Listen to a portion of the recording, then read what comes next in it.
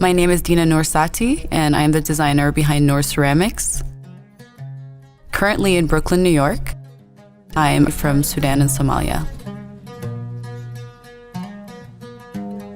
As a ceramic artist from Africa, I've been on a journey to really find what my place is. The art world, it's not a world that has naturally, because of history, developed a canon for African art. I think what's really important is for us to carve out that space.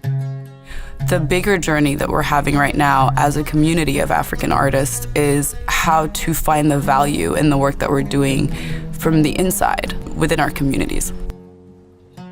When you look at the art of ceramics, there are many different ways that you can approach building a piece. I originally started with the wheel, and the wheel is what traditionally is taught in Western ceramics. The wheel itself lends to a lot of really beautiful, even forms.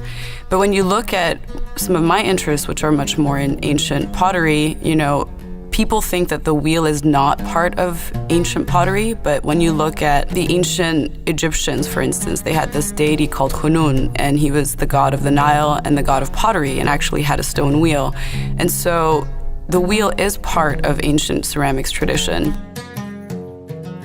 A technique that I've been working on recently is coiling, which is an ancient technique where you roll out coils of clay and stack them on top of each other to build the wall. And I really love this technique because it creates imperfections in the clay, so you have a much more organic form. And I like to also finish off these pieces with what is called slip, which is a liquefied clay. And when you brush it on, you can actually change the undertone of the clay by layering another clay on top of it. Currently, I have 3 different collections that each have very particular inspirations. The first one is called the Sahrawi collection. This particular collection was inspired by different cultures on the edge of the Sahara. The goal behind this was to highlight the brilliance that we sometimes overlook that these different tribes and these different heritages really hold. When you have a culture that's been alive for thousands of years, they accumulate knowledge over time. This collection was really about revering and honoring the heritages that infuse that knowledge into the different parts of their art. You'll see a lot of just raw clay that's very reminiscent of the Sahara itself, and then you'll see bold color patterns put together.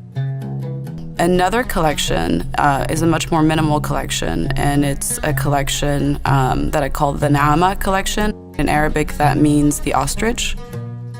And growing up in Kenya, I noticed that people had bowls of ostrich eggs decorating their home. And so from that inspiration from my childhood, I developed this collection to emulate the simplicity and the beauty of the ostrich egg. And this third collection that I'm actually still developing is still in its raw form. It hasn't been fired yet. And I feel like after years of working in the medium of ceramics, it's the one that most encapsulates all of these ideas that I have been exploring. It's a collection that I feel captures a certain essence of the imperfect form that you see throughout Africa.